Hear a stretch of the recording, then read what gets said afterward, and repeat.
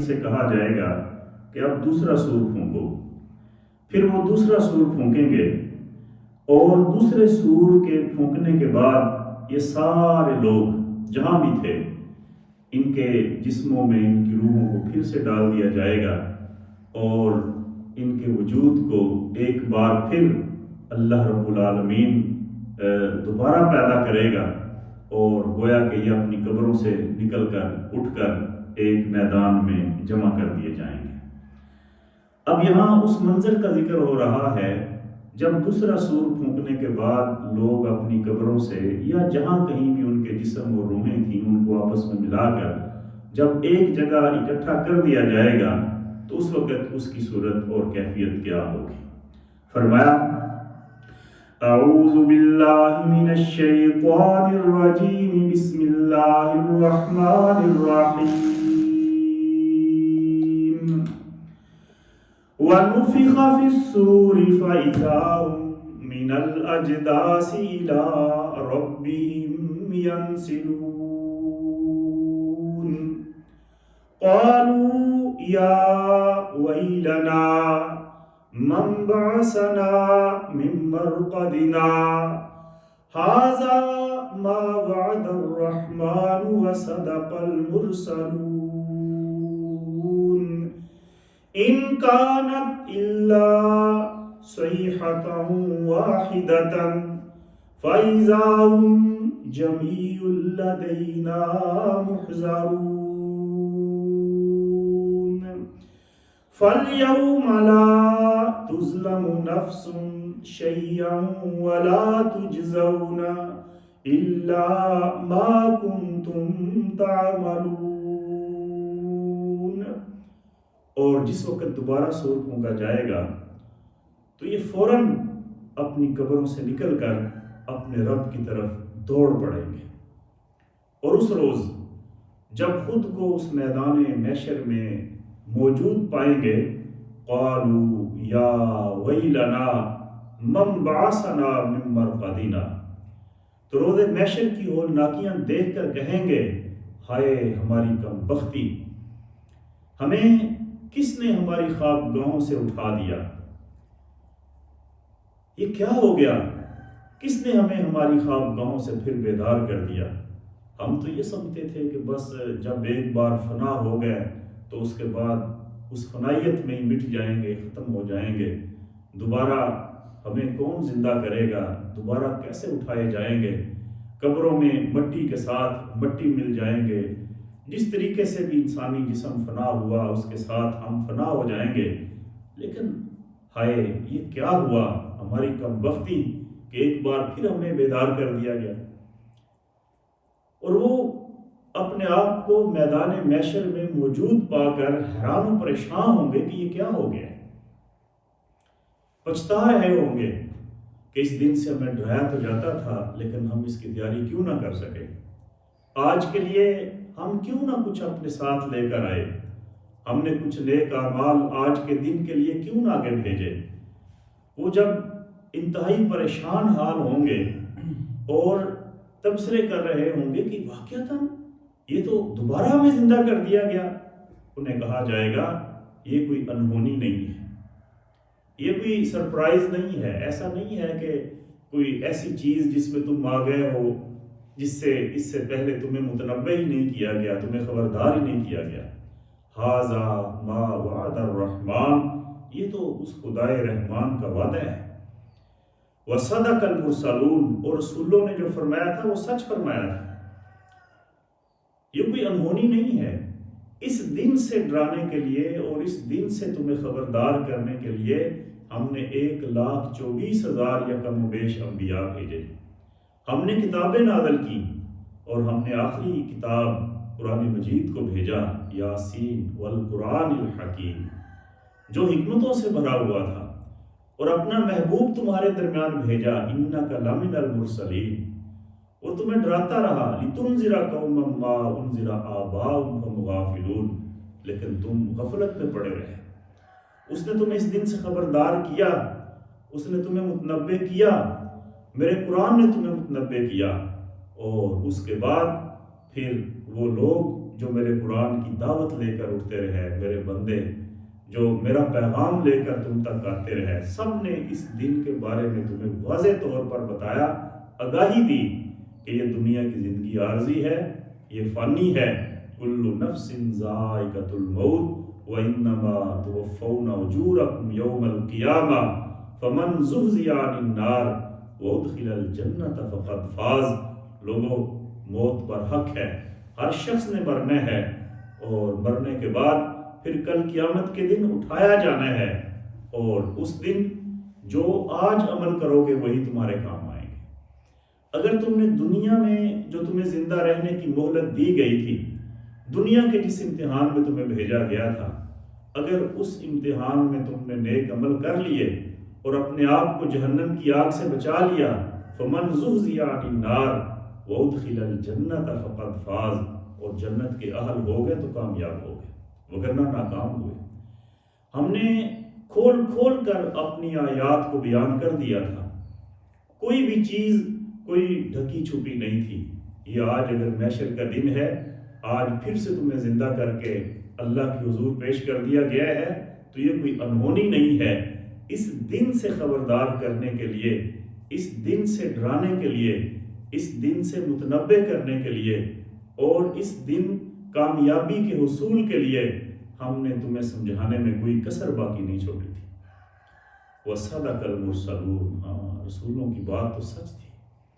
یہ خود بھی اعتراف کریں گے کہ ہاں رسول جو بات کہتے تھے وہ تو سچ ہی کہتے تھے۔ رسول ہمیں جس دن سے ڈراتے تھے وہ تو آج آنکھوں کے سامنے ہے، یعنی جس وقت اپنے آپ کو خود میدان محشر میں موجود پائیں گے، پھر کیسے انکار کریں گے؟ لَيْسَ لِوَقْعَتِهَا كَاذِبَةٌ، آج کون انکار کرے گا؟ دنیا میں قیامت کو جھٹلاتے ہیں، نظر انداز کرتے ہیں، وہ دیکھا جائے گا کہ جب ہوگا، اے جگ میٹھا اگلا کنے ڈیٹھا، فکر ہی نہیں ہے۔ لیکن آج جب خود میدان محشر میں موجود ہیں تو آج قالوا یا ویلنا من بعثنا من مرقدنا، آج بڑی یاس و حسرت کے ساتھ قیامت کی ہولناکیوں کو دیکھ کر پکار رہے ہیں، ہائے ہماری کم بختی، یہ کس نے ہمیں ہماری خوابگاہوں سے بیدار کر دیا۔ اور اللہ فرماتے ہیں ان کانت الا صیحۃ واحدۃ، بس ایک ہی زور کی پکار ہوگی، فاذا هم جمیع لدینا محضرون، اور ان سب کو ہمارے حضور لا کر حاضر کر دیا جائے گا۔ آج یہ بھاگ نہیں سکیں گے، آج یہ چھپ نہیں سکیں گے، آج ان کے پاس کوئی راہ فرار نہیں ہے۔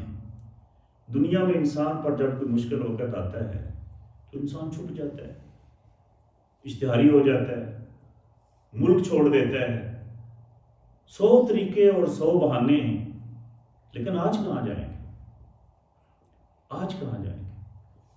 آج اللہ کی عدالت میں پیشی کے لیے قرآن کہتا ہے کہ بس ایک ہی زور کی پکار ہوگی، ان کانت الا صیحۃ واحدۃ فاذا هم جمیع لدینا محضرون، اور یہ اللہ کی عدالت کے کٹہرے میں لا کر کھڑے کر دیے جائیں۔ یہ کوئی آسان کام ہے اللہ کے سامنے پیش ہونا، اپنے عملوں کا حساب کتاب دینا، اپنی اس دنیا کی زندگی کا حساب دینا، یہ کوئی آسان کام ہے؟ سچ تو یہ ہے کہ دنیا کی عدالتوں میں پیش ہونا بھی کوئی آسان کام نہیں ہے۔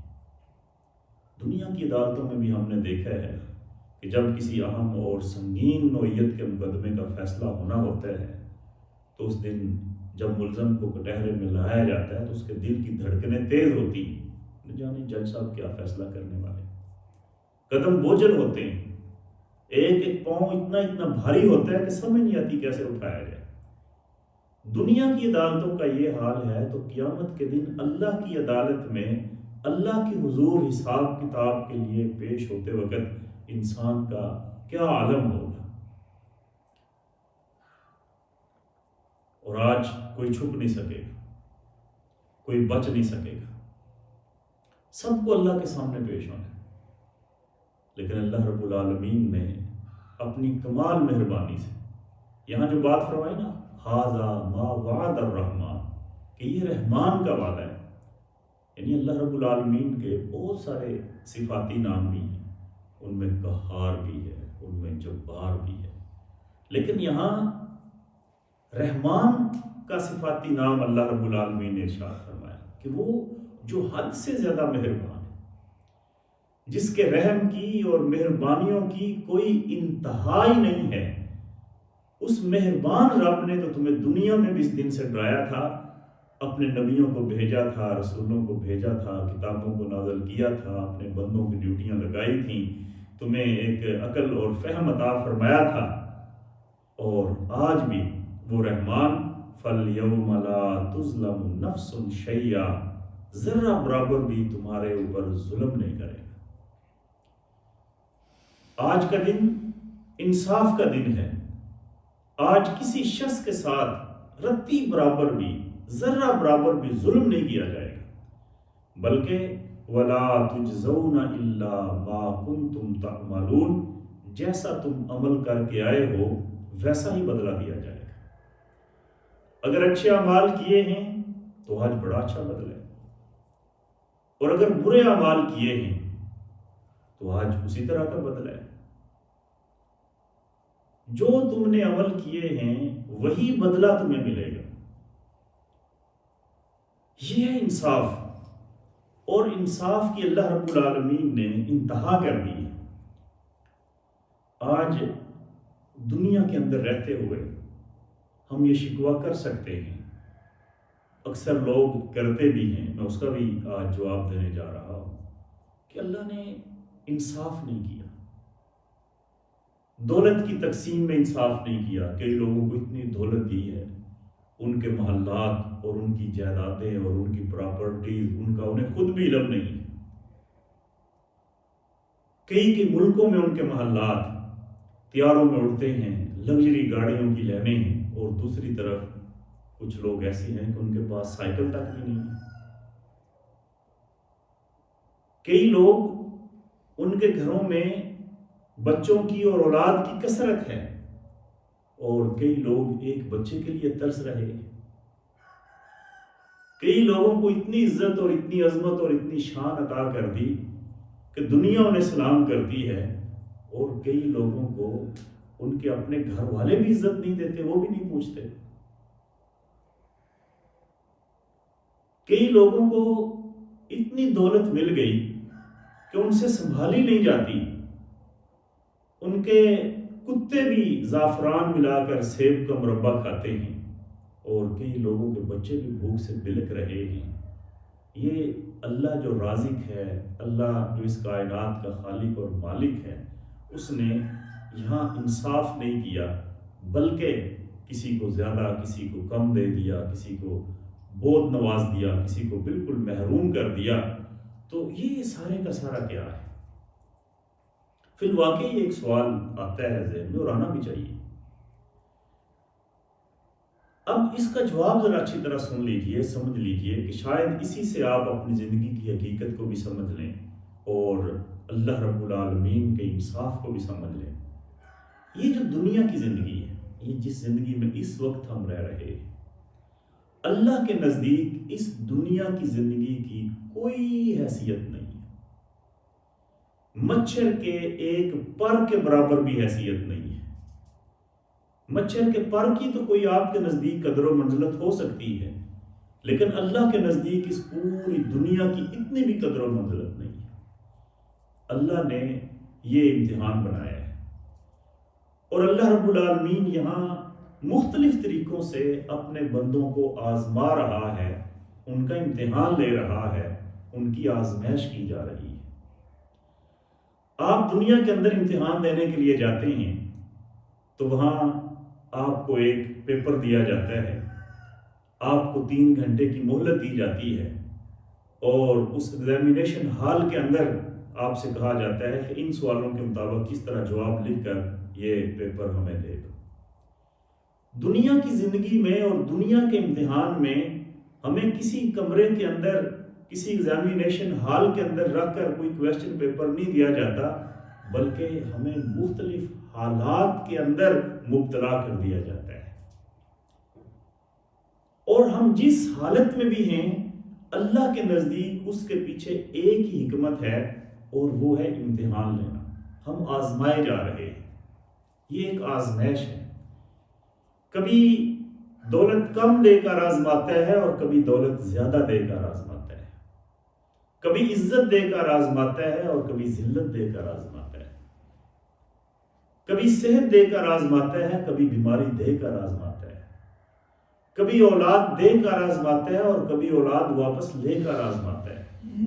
کبھی اولاد سے محروم رکھ کے آزماتا ہے. یہ اب اس پیپر لینے والے کی، امتحان لینے والے کی مرضی ہے کہ وہ کس سے کون سا سوال پوچھتا ہے.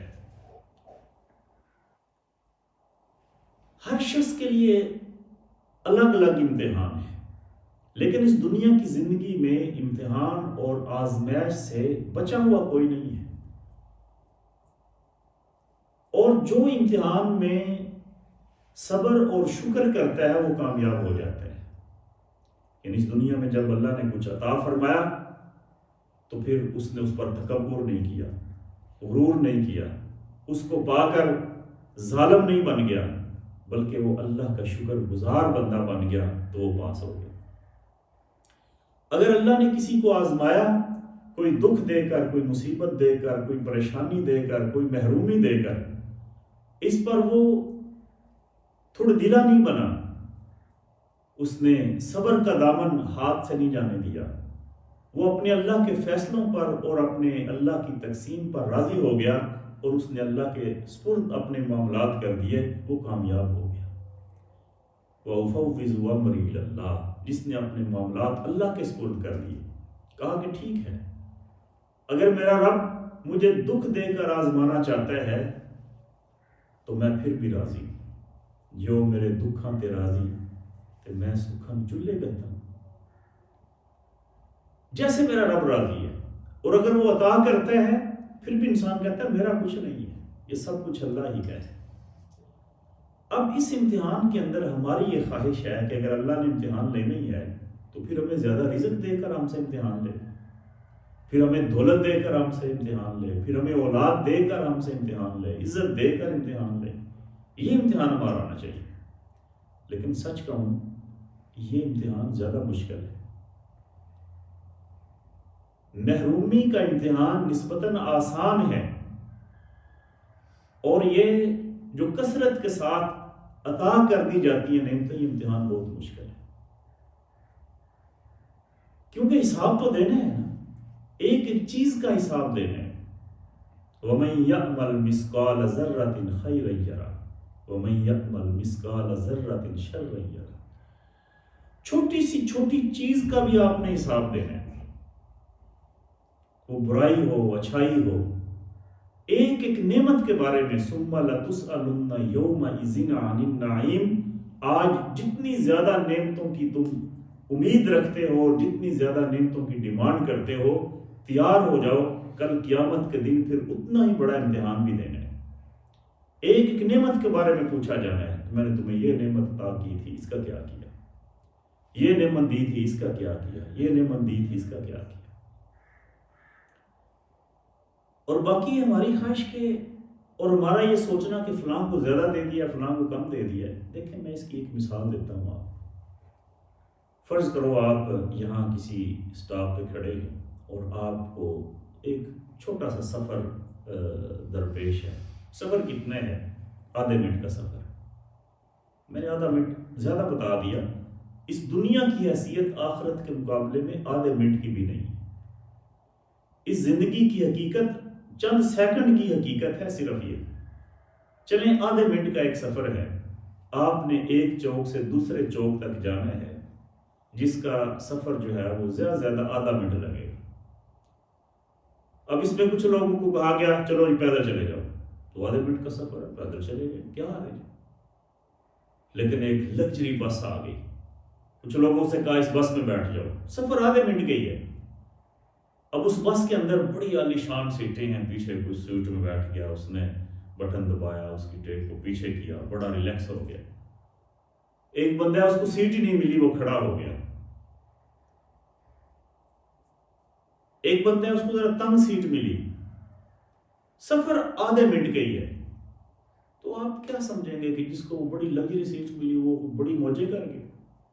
آدھے منٹ کے بعد چلو بھائی اترو، واپس اسی کیفیت میں. جو کھڑا تھا وہ بھی اتر گیا, جو سیٹ میں بیٹھا تھا وہ بھی اتر گیا, جو تنگ بیٹھا تھا وہ بھی اتر گیا, اور جو پیدل تھا وہ ان سے پہلے شاید وہاں پہنچا ہوا. جب سفر انتہائی شارٹ اور انتہائی مختصر ہو اور اس کا بھی مقصد صرف تمہارے رویوں کو آزمانا ہو, تمہارا امتحان لینا ہو, تمہاری آزمائش کرنی ہو, تو پھر اللہ رب العالمین کے نزدیک اس کی کوئی حیثیت نہیں ہے کہ اس کو اچھی سیٹ ملی ہے یا اس کو تنگ سیٹ ملی ہے, یہ کھڑا ہو کے گیا ہے یا یہ پیدل گیا ہے. بہت شارٹ سا سفر ہے, آدھے منٹ میں یہ اللہ تعالیٰ نے تمہارے سارے رویوں کو آپ معلوم کر لینے. یہ دنیا کی زندگی بڑی عارضی, بڑی فانی, اور ہم یہاں حالت امتحان میں, ہمارے کندھوں پہ کرامن کاتبین بٹھا دیے گیا اور ہماری زندگی کے ایک ایک پل کو محفوظ کر لیا گیا اور ریکارڈ بنا لیا گیا, اور کل قیامت کے دن اسی کو ہمارے سامنے پیش کر دینا کہ یہ ہے وہ تمہارا اعمال نامہ. دنیا میں ہم نے تمہیں جس امتحان میں بھیجا تھا, ہم نے تمہیں آزمایا, نعمت دے کر آزمایا, نعمت کو چھین کر آزمایا, صحت دے کر آزمایا, بیماری دے کر آزمایا, اولاد دے کر آزمایا, اولاد کو لے کر آزمایا. مختلف طریقوں سے ہم نے تمہیں آزمائش کی جن بھٹیوں سے گزارا, اور اس آزمائش کے اندر تم نے جو کچھ کیا وہ سارے کا سارا اس فائل میں, اس اعمال نامے میں درج ہے. اسے دیکھ لو. آج اس کے مطابق فیصلہ ہوگا. اب جو تمہیں جنت دی جائے گی, اس جنت میں جو مختلف درجات ہوں گے, اب یہ ایک منٹ کے لیے نہیں ہے, یہ آدھے منٹ کے لیے نہیں ہے, یہ ہمیشہ ہمیشہ کے لیے.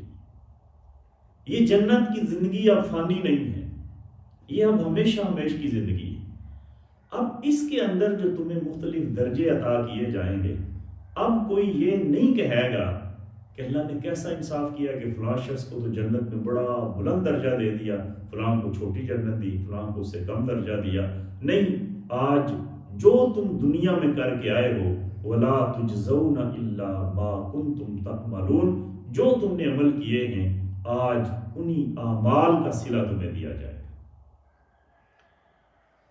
تم نے خود جو کمایا ہے, اپنی کمائی ہے تمہاری, ہم نے تمہیں دنیا میں کمانے کے لیے بھیجا تھا کہ جاؤ اس جنت کے لیے کچھ کما کے لے آؤ. اگر کسی نے بالکل ہی نہیں کمایا, کوئی عمل کیا ہی نہیں ہے, تو یقیناً آج اس کے لیے پھر جہنم کی آگ ہے. اب اگر کوئی جہنم کی آگ میں جا رہا ہے تو اس کے ساتھ ظلم نہیں ہو رہا. ایسا نہیں ہے کہ اتفاقاً قابو آ گیا اور اس کو پکڑ کر جہنم میں پھینک دیا ہے. نہیں, اس نے خود ایسے اعمال کیے, اس کے اپنے کرتوت اور اس کی اپنی بداعمالیاں اور اس کے اپنے گناہ ہیں جو اس کو آج جہنم میں لے کر جا رہے ہیں. اگر کوئی جنت میں گیا ہے تو اپنے نیک اور اچھے اعمال کی بدولت گیا ہے, اور اگر جنت میں اس کو کوئی چھوٹا یا بڑا جو بھی رتبہ ملا ہے وہ اس کو اس کے اپنے اعمال کی وجہ سے ملا ہے. اب یہ ہمیشہ کی زندگی ہے, اب کوئی موت نہیں ہے. یہ زندگی کوئی 1000 سال کی نہیں ہے, لاکھ سال کی نہیں ہے, کروڑ سال کی نہیں ہے, ارب سال کی نہیں ہے, کھرب سال کی نہیں ہے, ہمیشہ ہمیشہ کی زندگی ہے. تو آج دنیا کی یہ جو 4 روزہ زندگی ہے, یہ ہمیں اس لیے دی گئی, اور پیغمبروں کو بھیج کر اور رسولوں کو بھیج کر کتابیں نازل فرما کے اللہ رب العالمین نے یہ بات ہمیں سمجھا بھی دی کہ اس دنیا سے دل نہ لگا لینا. کن فی الدنیا کأنک غریب او عابر سبیل. اس دنیا میں یوں ہے نا جیسے کوئی مسافر کسی سرائے میں ایک رات کے لیے ٹھہرتا ہے, جیسے کسی درخت میں ایک پیدل چلتا ہوا کوئی مسافر تھوڑی دیر کے لیے کسی درخت کے سائے میں سستانے کے لیے بیٹھ جاتا ہے. بس اس دنیا کو اتنی اہمیت دینا. لیکن تم نے تو دنیا کو جب پہ ڈال لیا, تم تو دنیا کی رنگینیوں میں کھو گئے, تم نے تو سب کچھ اس دنیا کے لیے اکٹھا کرنا شروع کر دیا. تم تو دھوکے میں چلے گئے, تم نے دنیا کی زندگی کی حقیقت کو ہی نہ جانا. حالانکہ ہر روز تم مختلف لوگوں کے جنازے پڑھ رہے تھے, تم قبرستانوں کے پاس سے گزرتے تھے اور تا حد نظر تمہیں قبریں دکھائی دیتی تھیں, اور ان قبروں کے اندر بڑے بڑے نامور لوگ لیٹے ہوئے تھے. ان میں بڑے بڑے تاجر بھی تھے, ان میں بڑے بڑے آفیسر بھی تھے, ان میں بڑے بڑے جاگیردار بھی تھے, بڑے بڑے سرمایہ دار بھی تھے, بڑے بڑے جرنیل بھی تھے. کوئی دنیا میں رہا, اور جاتے ہوئے کوئی اپنے ساتھ کچھ لے کر گیا؟ دنیا میں جس مال اور دولت اور عزت اور شہرت اور اولاد یا جن جن نعمتوں کی تم حسرت کیا کرتے تھے، جن کے پیچھے بھاگا کرتے تھے، ان میں سے اپنے ساتھ قبر میں کوئی کتنی کے لے کے گیا ہے؟ سوائے نیک اعمال کے تو کچھ بھی قبر میں انسان نے لے کر نہیں جانا۔ تم نے سب کچھ کیا، نیک اعمال ہی نہ کیے۔ تم نے وہ کچھ اکٹھا کیا جو یہیں چھوڑ جانا تھا، اور تم نے جو آگے لے کر آنا تھا اس کی پرواہ نہ کی۔ یا ایھا الذین آمنوا اتقوا اللہ ولتنظر نفس ما قدمت لغد واتقوا اللہ ان اللہ خبیر بما تعملون۔ اے ایمان والو، اللہ سے ڈر جاؤ، اور تم میں سے ہر ایک آج اپنا احتساب کرے، اپنے گریبان میں جھانک کر سوچے اور دیکھے کہ اس نے اپنے کل کے لیے کیا اکٹھا کیا ہے، اس نے کل قیامت کے دن اور آخرت کے دن کے لیے کیا اکٹھا کیا ہے، کیا زیادہ راہ اس نے سمیٹا ہے۔ لیکن اس کی فکر ہی کوئی نہیں، دنیا کی رنگینیوں میں کھویا ہوا ہے۔ اس دنیا کی حقیقت کیا ہے؟ نبی اکرم صلی اللہ علیہ وسلم نے ارشاد فرمایا کہ قیامت کے دن جب انسان سے حساب کتاب لیا جائے گا تو بنی آدم کو ایک قدم بھی آگے بڑھنے کی اجازت نہیں ہوگی جب تک وہ 5 سوالوں کے جواب نہیں دے دیتا۔ سنیں ذرا، اس دنیا کی زندگی میں ہم اس لیے بھیجے گئے ہیں کہ ہم ان 5 سوالوں کے مطابق صحیح جواب دینے کے لیے اپنی زندگی بسر کریں، اور اگر ہم نے ان 5 سوالوں کا صحیح جواب دینے کے لیے خود کو تیار کر لیا، ان سوالوں کی صحیح تیاری کر لی، تو ہم سرخرو اور کامیاب ہو گئے۔ اور اگر ایسا نہیں ہوا تو یاد رکھیں کل قیامت کے دن ذلیل و رسوا ہو گئے۔ سب سے پہلا سوال یہ پوچھا جائے گا کہ بتلاؤ، ہم نے تمہیں دنیا میں زندہ رہنے کی جو مہلت عطا کی تھی اس کو کس کام میں گزار کر آئے ہو؟ تم نے اپنی عمر اور اپنی زندگی کس کام میں کھپائی ہے؟ دنیا کی زندگی میں تمہاری ترجیحات کیا تھیں؟ تمہاری مصروفیات کیا تھیں؟ دنیا کی زندگی میں تمہارا مقصد کیا تھا؟ کس چیز کے لیے تم دنیا میں زندہ تھے؟ بتاؤ، یہ پہلا سوال۔ اچھا جی، اس کا کیا جواب ہے آپ کے پاس؟ اگر اسی وقت آپ کو موت آ جائے اور آپ کو اٹھا کر کھڑا کر دیا جائے اور پوچھا جائے کہ زندگی کس کام میں گزار کے آئے ہو، تو کیا جواب؟ یہ دنیا کی زندگی جو اللہ رب العالمین نے تمہیں اس مقصد کے لیے دی تھی، وَمَا خَلَقْتُ الْجِنَّ وَالْإِنسَ إِلَّا لِيَعْبُدُونِ، کہ تم اس میں اپنے اللہ کی عبادت اور بندگی کرو۔ اور یہ دنیا کی زندگی جس کا واحد مقصد یہ تھا، الَّذِي خَلَقَ الْمَوْتَ وَالْحَيَاةَ لِيَبْلُوَكُمْ أَيُّكُمْ أَحْسَنُ عَمَلًا، کہ اللہ نے تمہیں اس موت اور زندگی کے مرحلے سے گزارے اس لیے ہے کہ وہ تمہارا امتحان لینا چاہتا ہے کہ تم میں نیک عمل کون کرتا ہے۔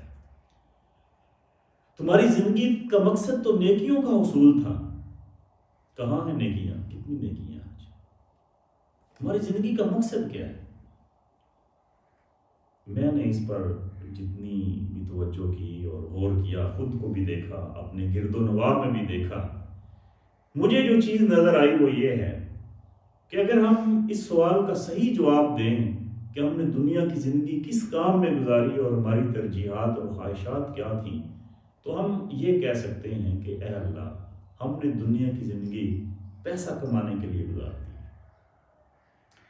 اپنی خواہشات کی تکمیل میں گزار دی، آسائشیں اکٹھی کرنے کے لیے گزار دی، اپنے دل کو بہلانے میں گزار دی، دنیا کی رنگینیوں کو حاصل کر لینے کے لیے جد و جہد میں زندگی گزار دی۔ یہ ساری زندگی کس کام کے لیے گزاری؟ اگر تعلیم حاصل کر رہے ہیں تو مقصد کیا ہے؟ پیسہ، کہ یہ ڈگری لوں گا نا، یہ تعلیم حاصل کروں گا تو اس سے اتنی انکم آئے گی، اس کا بڑا سکوپ ہے، اس میں بڑا پیسہ ہے۔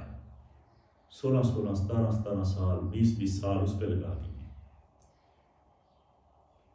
ایک شہر میں کام نہیں بن رہا تو چلیں دوسرے شہر میں کوئی ٹرائی کرتے ہیں، ایک بزنس میں انکم کم ہے، آپ کو سائیڈ بزنس شروع کرتے ہیں، ایک نوکری سے بات نہیں چل رہی، کوئی پارٹ ٹائم جاب ڈھونڈ لیتے ہیں، کوئی اور دوسری نوکری شروع کر لیتے ہیں۔ اپنے ملک میں دال نہیں گال رہی، ملک چھوڑ دیتے ہیں، کسی دوسرے ملک میں جا کر پیسہ کماتے ہیں۔ پیسہ کمائیں اور دنیا کے اندر جو دنیا کی آسائشیں ہیں ان کو زیادہ سے زیادہ حاصل کریں۔ اے میرے مالک، یہی ہماری زندگی کا مقصد تھا اور اسی میں ہم زندگی گزار کے آ گئے۔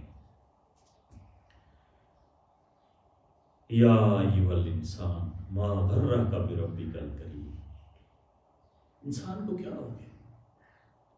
الم یأن للذین آمنوا ان تخشع قلوبهم لذکر اللہ، کیا اب اس کے لیے وقت نہیں آیا کہ اس کا دل اللہ کے ذکر کے سامنے پگھل جائے؟ وہ ہوش کے داخل لے کہ عارضی زندگی کے پیچھے میں نے خود کو ہلکان کیا ہوا ہے۔ عقل مند انسان تو وہ ہوتا ہے جسے اپنے مستقبل کی فکر ہو، اور میرا مستقبل جو اگلا اور ہمیشہ ہمیش کا مستقبل ہے اس کے لیے میں نے کیا کیا۔ دنیا کی رنگینیوں میں کھوئے ہوئے، بس دنیا، ہوس اور ہرس، اس کے پیچھے پڑے ہوئے۔ ہے کوئی شخص جو کہے کہ کل قیامت کے دن یہ جواب دینے کے لیے کہ میرے مالک میری زندگی تیرے خاطر تھی، میری زندگی کا مقصد تیرے دین کی سرفرازی، میں اسی لیے مسلمان، اسی لیے نمازی، اے میرے مالک تو نے مجھے دنیا میں زندہ رہنے کی جتنی مہلت دی، میں نے اپنی جائز ضروریات کو پورا کرنے کے ساتھ ساتھ میرے مالک اس زندگی کو تیرے دین کے لیے تیری بندگی میں کھپایا۔ یہ ہے حقیقی جواب اور یہ ہے حقیقی کامیابی۔ پوچھا جائے گا عمر کہاں گزاری ہے؟ آج آپ کی زندگی میں جو ترجیحات ہیں، جو مصروفیات ہیں، اس میں اللہ تعالیٰ کا تو حصہ ہی کوئی نہیں ہے، اخروی زندگی کا تو کوئی حصہ ہی نہیں ہے۔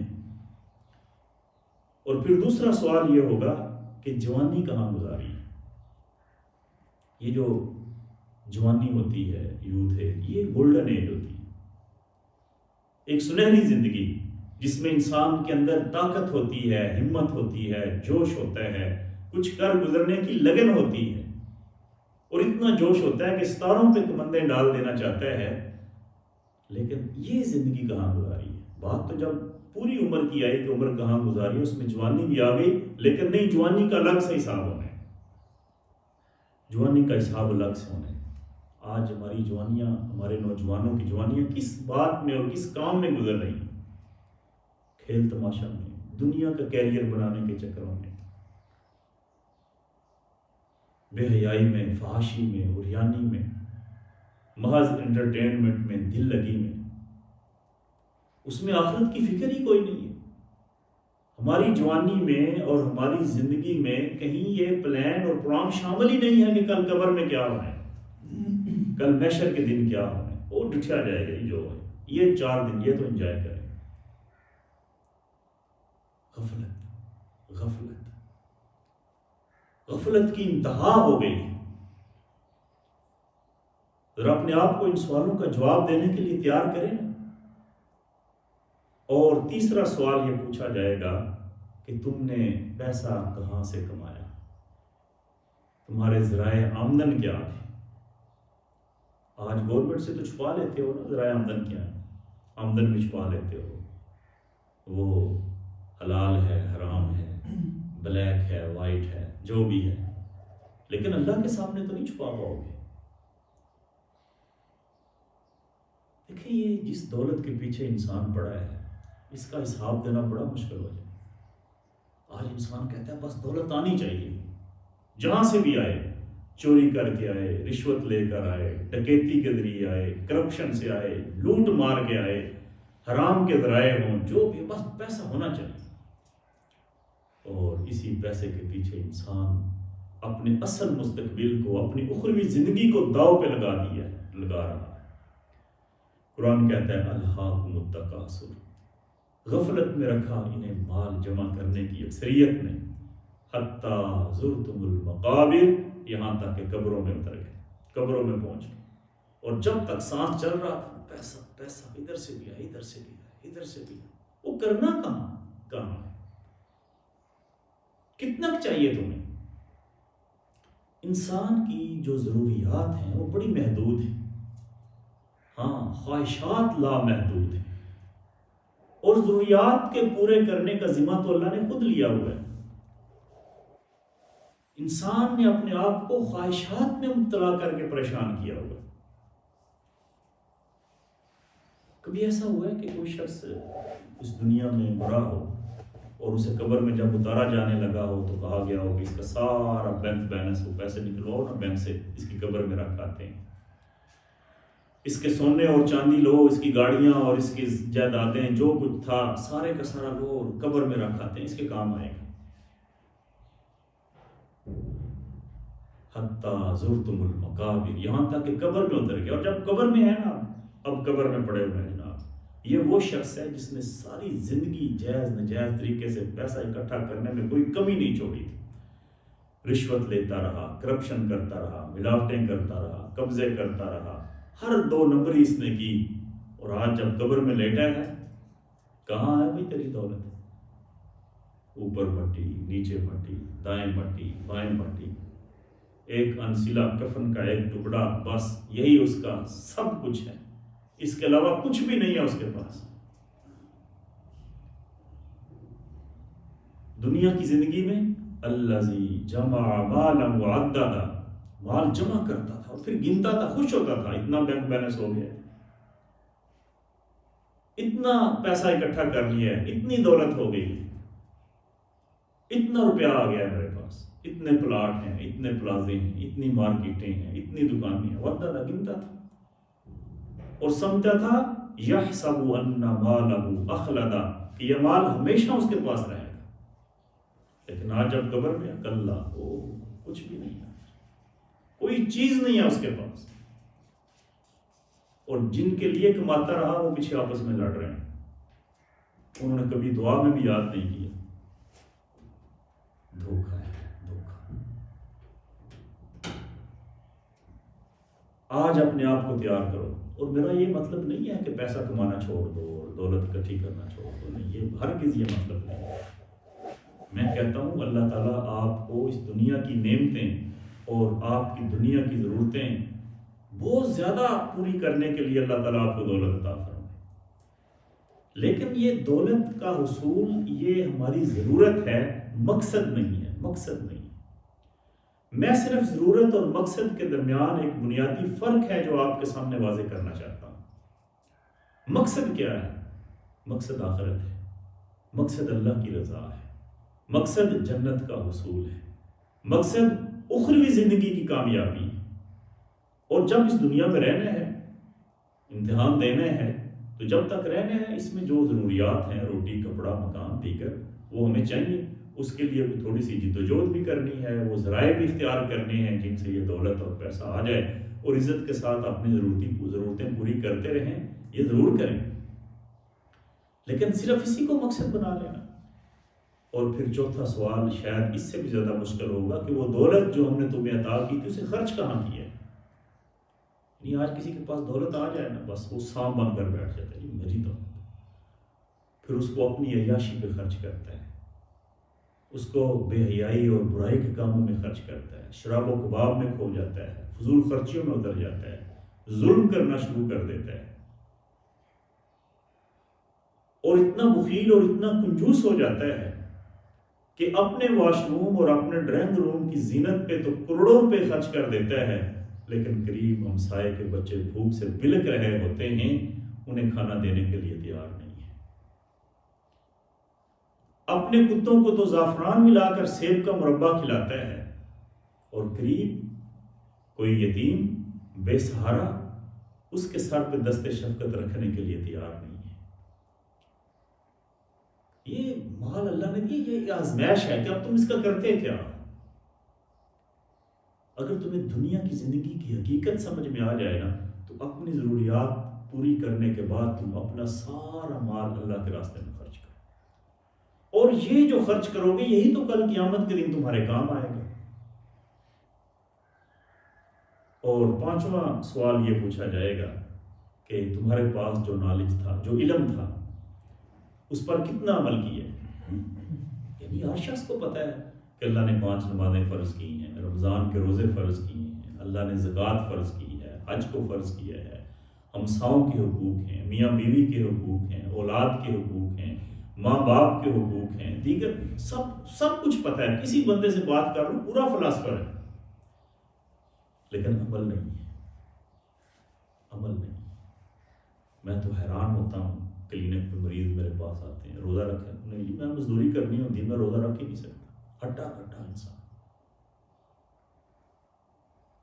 کسی ہاں جی روزہ ہے نہیں جی، کتنے رکھا جاتا ہے یہ روزہ، یعنی کہ اتنے سردی کے موسم کے ٹھنڈے روزے بھی نہیں رکھ پاتے۔ وہ جی ایک بندہ کہ پیاس ہی بڑی لگتی ہے، میں نے کہا کہ یہی باتیں کل قیامت کے دن اللہ کے سامنے کہہ پاؤ گے؟ نہ نماز پڑھتے ہو، نہ روزہ رکھتے ہو، نہ زکوٰۃ دیتے ہو، نہ نیکی کی طرف آتے ہو، پھر کہتے ہو اللہ تعالیٰ ظلم کر رہا ہے، نعوذ باللہ استغفر۔ بھائی یہ دنیا کی زندگی امتحان ہے، آزمائش۔ آج موقع ہے، آج مدت مہلت ہے، آج توبہ کر لو، واپس پلٹ آؤ، اسی میں تمہاری بھلائی اور کامیابی ہے۔